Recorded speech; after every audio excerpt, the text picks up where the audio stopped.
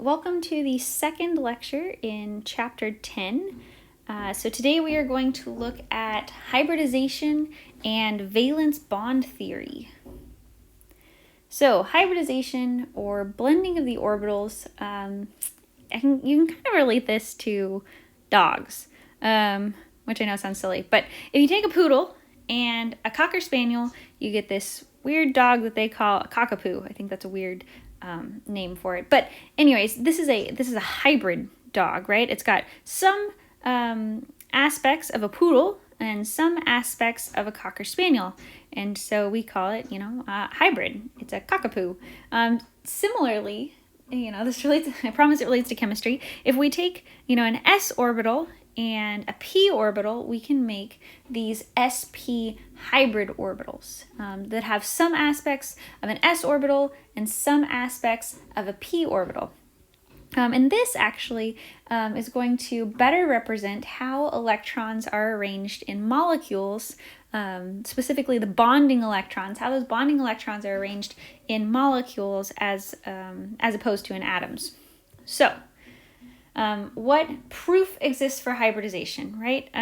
We've studied electron configuration notation, the sharing of electrons in the formation of covalent bonds, and we're going to look at methane, CH4, as our example of, how, or why these molecules have hybrid orbitals as opposed to s orbitals and p orbitals. So methane, it's natural gas, right? We have carbon in the middle, and we have 4 hydrogens bonded to it. So it's a really simple molecule, and it's gonna be great for our example though. So if we think about the orbital notation for carbon in the ground state, we've learned how to do orbital notation, right? This is the lines and the arrows. So we have 1s, 2s, 2p. Can you see a problem with this thinking about our molecule that we're looking at, methane?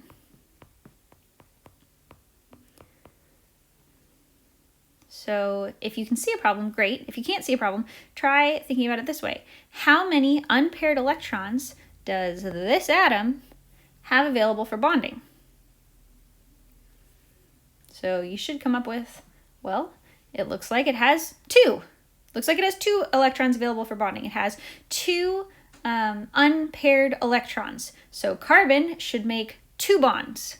But we know from drawing lots of Lewis structures and from, I just told you that this molecule methane has to happen, you're like, well, carbon makes 4 bonds. So then where are the other electrons coming from, right? What is happening so that carbon has 4 unpaired electrons? Because right now, the way that we've learned how to do orbital notation, it looks like carbon only has 2 unpaired electrons. And so the first thought was like, okay, well, maybe one of those, maybe that electron gets promoted. And instead of being in the 2s, it jumps up and it hangs out into that empty 2p orbital. Because we know, when we were looking at electron configurations for transition metals, right, sometimes that, 3s or, 4s electron can go and be promoted to the 3d so that it can have, more half-filled orbitals and things like that. So maybe that's what's happening. Maybe that 2s electron is going and hanging out with the 2p electrons. It got promoted up to that higher energy level. But there is a problem with this arrangement. Those, right, if we bond, say we're bonding them to hydrogen, right? So hydrogen has an electron in the 1s. That's why you're seeing the 1s. So the 3 bonds that it's highlighting here, that would involve a 1s electron being paired with a 2p electron. So all of those bonds would look the same, but that other bond, right, that's happening here, this 1s with the 2s electron, that would look different. That would be a different bond, and we don't see that, right? This would mean 3 of the bonds in methane would be identical because they involve, the 2p and the 1s, but that 4th bond would involve the 2s and the 1s. So then we would have, another bond that has a different amount of energy. which would be weird, right? So we would have 3 identical bonds, 3 identical carbon-hydrogen bonds, and 1 carbon-hydrogen bond that looks different. Okay, this bond would be slightly different in character from the other 3 bonds, and this would be a measurable difference, right? We could go through, we could calculate the bond energies of these bonds, and 3 of them should be the same. 3 of them should have the same bond length, bond energy, and 1 of them would be slightly different. It would have a different bond length and a different bond energy. And is that what they observe? And simple answer, no, that's not what we see. All of the measurements show that the 4 bonds in methane are equal. There's nothing different about the 4 bonds.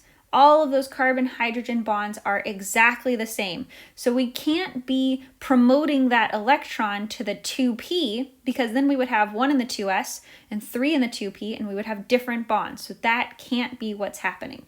So in order to explain the fact that all 4 of these bonds are the same, chemists proposed hybridization. And so hybridization is the combining of 2 or more orbitals of nearly equal energy, right? So like 2s and 2p are about the same in energy, and those are within the same atom, and then they will form orbitals of equal energy. Okay, so the way that we look at this is that instead of having, before carbon had, 1s and 2s, right? There was 1 there, and then it had 3 2p's. And so instead of having, the 1s and the 2s and the 2p, it's now taken the 2s and the 2p and combined them together. So rather than having 1 2s and 3 2p's, we have 4 2sp3s.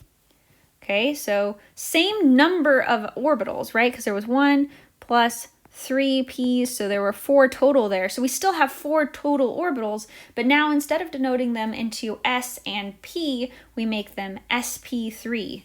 And the reason that there's the 3 up there is because there are 3 p orbitals. There's 1 s, right? So we don't write the 1, and there are 3 p's that came together, and they made 4 sp3 orbitals. And so now we have 1 electron in each one of those, right? Because we had 2 in the 2s and 2 in the 2p for a total of 4 electrons. But now when we space them out in these sp3s that are all equal energy, we can put 1 electron in each of those orbitals.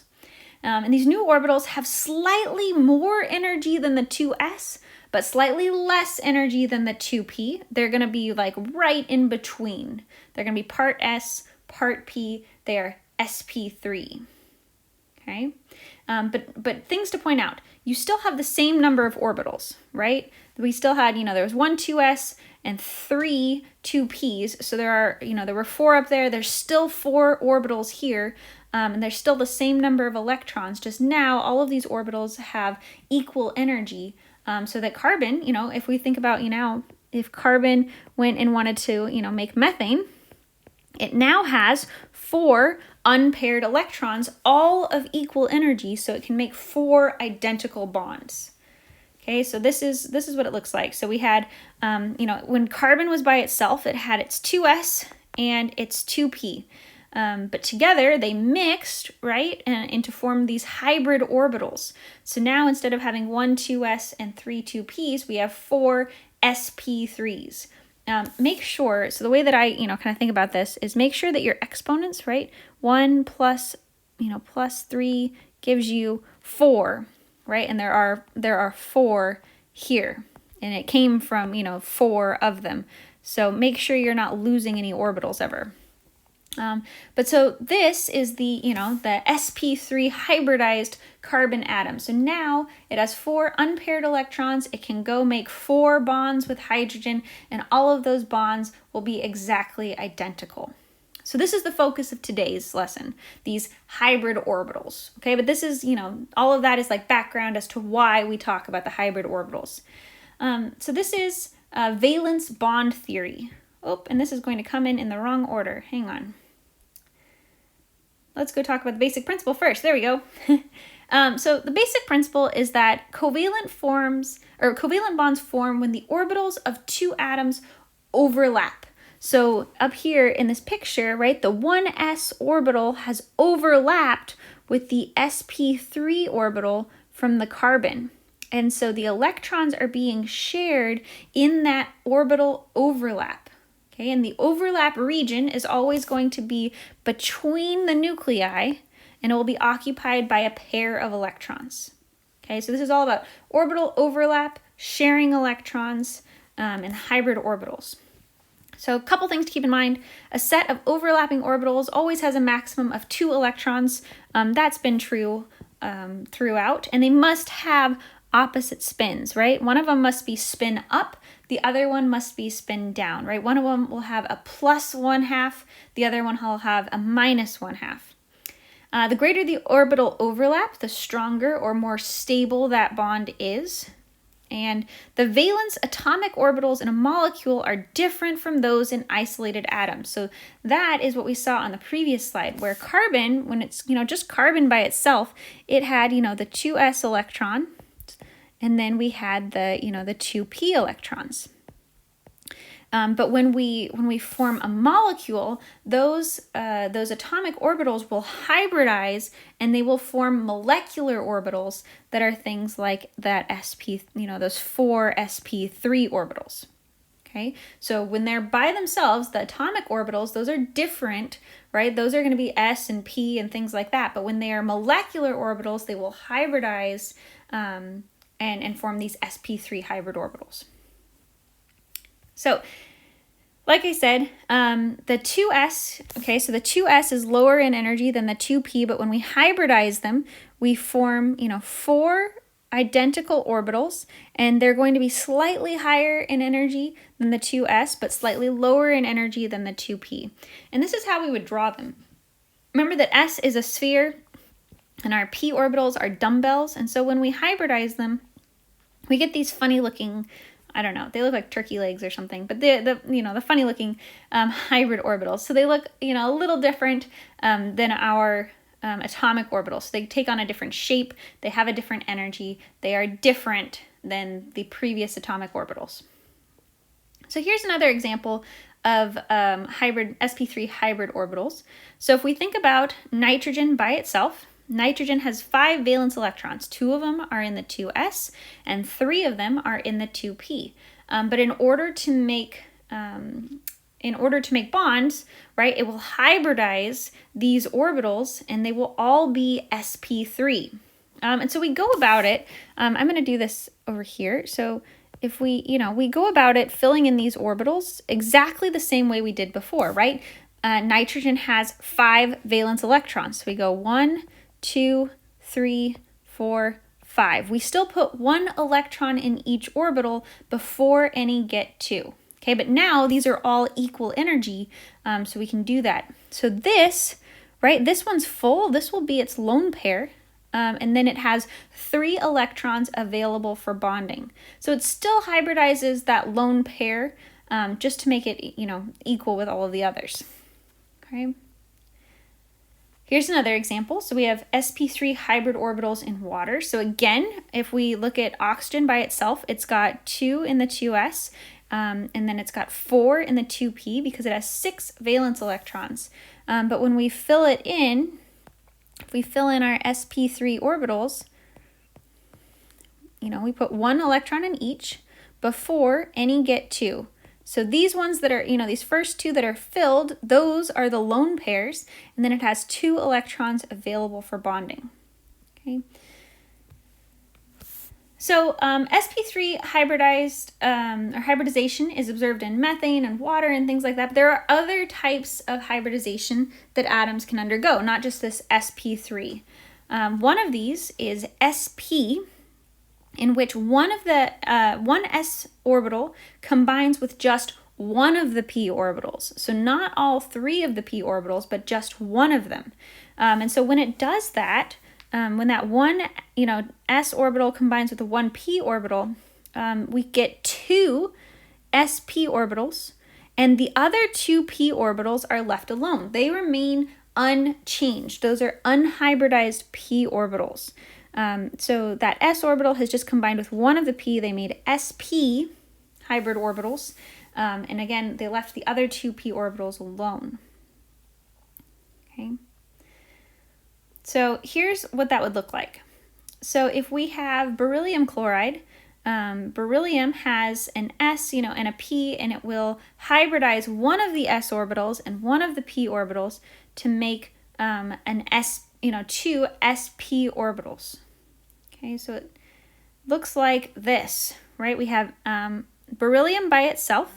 If we look at beryllium by itself, it has 2 electrons in the 2s, no electrons in the 2p, so theoretically, beryllium shouldn't make any compounds at all, right? It doesn't have any unpaired electrons, but instead it can hybridize that s orbital with one of the p orbitals and put 1 electron in each of those new sp hybrid orbitals, and then it will leave the other 2 p orbitals unchanged. Okay, so now when it's made these 2 sp hybrid orbitals, now it can form 2 bonds. Okay. So this is kind of how it looks like, in 3 dimensions. If you take an s orbital, you combine it with one of the p orbitals, and you can make 2 sp orbitals, and you would have 2 unhybridized p orbitals. We left those 2 alone. Okay, and it would look like this if we were to draw it. So you're going to learn, we call these flower diagrams because they kind of look like flowers. We're going to learn how to draw these, which is awesome, soon. So we've got 2 sp hybrid orbitals, right? Those are the ones in blue. And then we have chlorine with its 3p orbital. Chlorine, I will point out, chlorine does not hybridize its orbitals because it's not a central atom. We're only going to hybridize our central atoms here. Okay, but chlorine will overlap with those sp orbitals on beryllium, and it can make the bonds. Another type of bond that we can make is sp2. And so it takes, that one s orbital and combines it now with 2 p orbitals to form 3 hybrid orbitals. So again, take one s, 2 of our 2 p's, and we form 3 sp2 hybrid orbitals, and we are leaving that other 2p orbital alone. We are not hybridizing it. Okay. So this would be like in boron trifluoride. And if we look at boron by itself over on the left, it has a full 2s orbital and only 1 electron in the 2p. So again, if we were just thinking about this not hybridizing our orbitals, then boron would only have 1 electron available for bonding. It only has 1 unpaired electron. So we'll hybridize that 2s and 2 of the 2p's to make 3 sp2 hybrid orbitals, and we leave one of the 2p's alone. We don't need it. And then we'll put 1 electron in each of those sp2 hybrid orbitals. So now boron trifluoride can make 3 bonds, which is what we see. So again, we're looking at the overlap, right? The green 2p orbital from fluorine overlapping with that orange or orangish brown sp2 orbital from boron. So it can also hybridize d orbitals, and this is very similar to what we've been doing before, but instead, right? We know, or we talked about with the Lewis structures, that some of these atoms in the 3rd period and below can expand their octets, right? And the way that they expand their octets is they will access those empty d orbitals. So when we're thinking about hybridization, we'll actually bring in those hybrid orbitals to help us out and allow us to make those bonds. So again, though, starting only in the 3rd row. You can't do this with any 2nd row or 1st row elements, because they don't have any d orbitals, right? There's no 1d or 2d. There's only 3d. And so we can have sp3d, which will have 5 hybrid orbitals of equal energy, right? Because we have 1 plus 3 plus 1 gives us 5. And so they're going to it's going to hybridize 1 of those d orbitals. And then if we needed to do 6, we would access and hybridize 2 of those d orbitals along with the s and those 3p orbitals. Okay, so let's see what that looks like. So the way we would show this in phosphorus pentachloride is we would have, if we look at phosphorus, phosphorus has 2 electrons in the 3s, 3 electrons in the 3p. So theoretically, phosphorus could make 3 bonds, right? It has 3 unpaired electrons. But if it accesses one of those empty 3d orbitals and it hybridizes it, so now we're taking 1, 3, and 1 here for a total of 5. So it made 5 sp3d hybridized orbitals.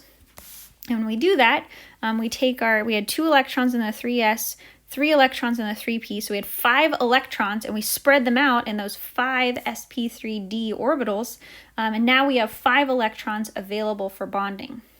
Please note that we left all these other d orbitals alone. We don't need those orbitals, so we just leave them as 3d. They don't get hybridized. We just hybridized one of those d orbitals. So then when we're looking at phosphorus pentachloride, we have our 5 sp3d orbitals shown in purple, and they are overlapping with one of chlorine's 3p orbitals. Again, chlorine's not going to hybridize, just our phosphorus in the middle there. And then similarly, sulfur hexafluoride will have, if we look at sulfur by itself, it had 2 electrons in the 3s and 4 electrons in the 3p, so theoretically it could make 2 bonds. It has 2 unpaired electrons. But by accessing 2 of those 3d, right, those empty 3d orbitals, it can make 6 sp3d2 hybridized orbitals. So it takes those 6 electrons that it had, those 6 valence electrons, and it spreads them out across those 6 hybrid orbitals, putting 1 electron in each. And now it can make 6 bonds. It has 6 unpaired electrons. So then you're seeing that being shown down in the bottom right. It's starting to look a little messy. Okay, so we can actually relate these hybrid orbitals to our molecular geometry. Anytime, and so this is going to be a really, really easy way to remember this. Anytime it's linear, right, or these, so this is for our, electronic geometry. So this is looking at areas of electron density, right? Total areas of electron density. So if we have 2, 3, 4, 5, 6 areas of electron density. If there's 2 areas of electron density, it's always going to be sp. If there are 3 areas of electron density, it's always going to be sp2. 4 areas of electron density will always be sp3. 5 will always be sp3d. 6 will always be sp3d2. So if you've drawn your Lewis structure correctly, you can just look at how many areas of electron density are around the central atom, and that will tell you the hybridization. So really, really easy as long as you have drawn your Lewis structure correctly. It always comes back to Lewis structure. Need to get really good at drawing those. So, key points. The number of hybrid orbitals obtained equals the number of atomic orbitals mixed. So make sure you're, however many orbitals you're mixing or you started out with, that's how many orbitals you're ending up with, okay? The type of orbitals, the type of hybrid orbitals varies with the type of the atomic orbitals mixed, right? So if we have, if we mix S and P, then we're coming up with, SP or SP2 or SP3. But if we're throwing the D orbitals, then we might get SP3D or SP3D2. So these are showing you the types of hybrid orbitals. Again, anything that's linear is always going to be SP. Anything trigonal planar, always SP2, and so on and so forth. So you're just looking at the number of electron groups on that central atom, the number of electron density. So total number of lone pairs plus bonding pairs. And that will always equal the number of atomic orbitals that are being combined. So just make sure you're relating that and checking that out. Oh, there we go. So here is another summary slide. Okay. When you combine one s and one p orbital, you get 2 sps, and you have 2 leftover p orbitals. If you combine one s and 2 p's, you get 3 sp2s with 1 p left over. If you combine one s and 3 p, you get 4 sp3s with no p's left over. No s's left over either. You never have s's left over. Trigonal bipyramidal, you'll take one s, 3 P's and 1 D, and you'll get 5 sp3Ds. The other 4 D orbitals remain unchanged. And then when you're doing octahedral, you'll have 1 S, 3 P, 2 D, which will give you 6 sp3D2 orbitals with 3 D orbitals left over. Okay, and again, this is, how it looks, that orientation down at the bottom. So let's try this. These are 2 practice problems. Use partial orbital diagrams to describe the mixing of the atomic orbitals of the central atom that leads to the hybrid orbitals in each of the following. So these are 2 examples. You're welcome to try them out if you want, or watch one and then try the second one, however you want to do that. But if you'd like to pause here and try it out, go ahead, and then I will give you the answers.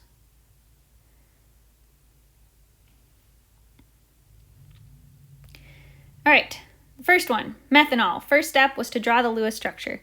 So there's the Lewis structure drawn there. I'll also draw it, I'll draw it up here.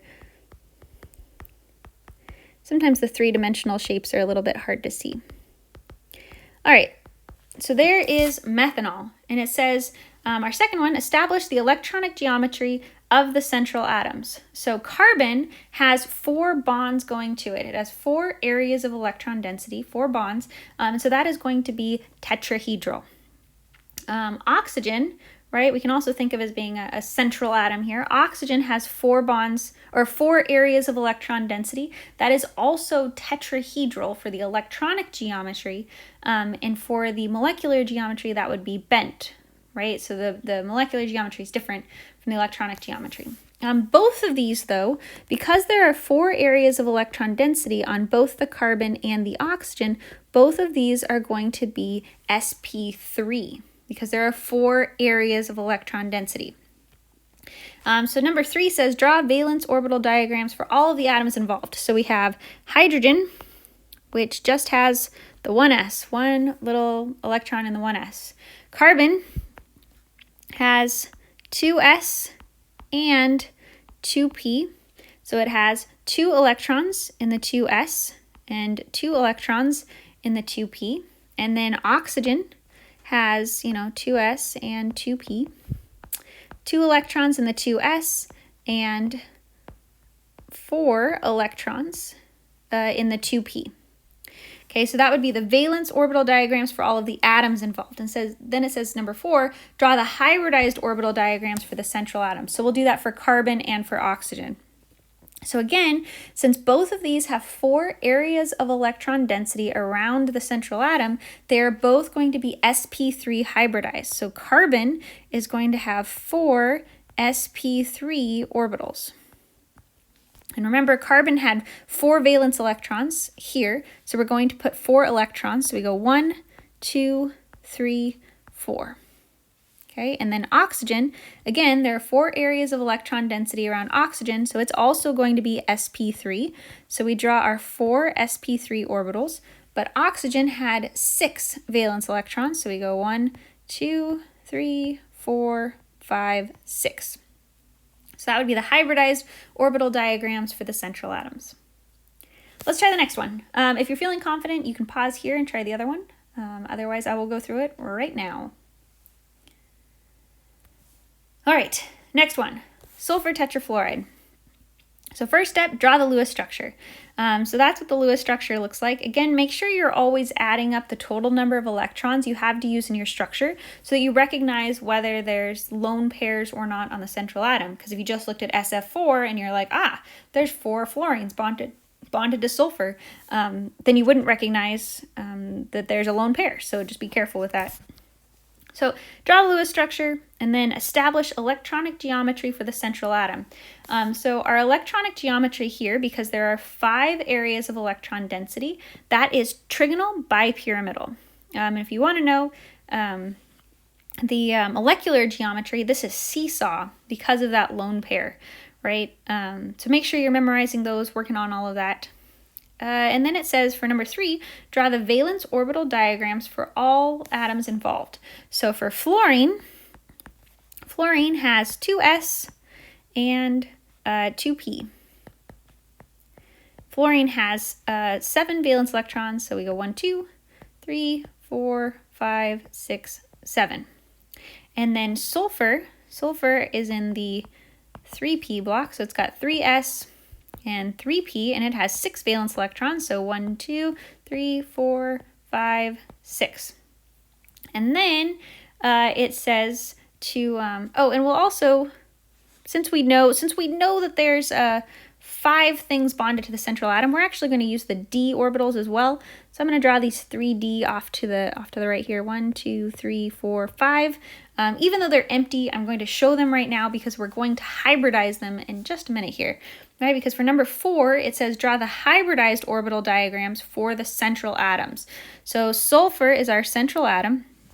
There are 5 areas of electron density around the sulfur. So that means we're going to need our, oh sorry, I just recognized it. Put 3p there, sorry. We are going to, 5 areas of electron density. That means it is going to be sp3d hybridized. So we are going to need our s, all of our p orbitals, and 1 of our d orbitals. So we are going to have sp3d hybridized orbital. So we are going to 1, 2, 3, 4, 5. And the other 4 d orbitals we are going to leave alone. We don't need them. Okay, and then, so sulfur had 6 valence electrons. So we go 1, 2, 3, 4, 5, 6. So again, this guy here, that's our lone pair that we're seeing. And the other 4 unpaired electrons are the ones that fluorine is going to bond with the overlap of its 2p orbitals. And that's it. That is the end of today's slideshow on hybrid orbitals. So go get some practice doing this. This slideshow corresponds to lecture worksheet pages 5 through 10, in addition to next time's lecture on sigma and pi bonds. So this goes with the next lecture, but together these 2 lectures will cover lecture worksheet pages 5 through 10. Keep getting lots of practice doing Lewis structures and molecular shapes. The better you are at those, the better all of this chapter will go. And as always, send me any questions you have.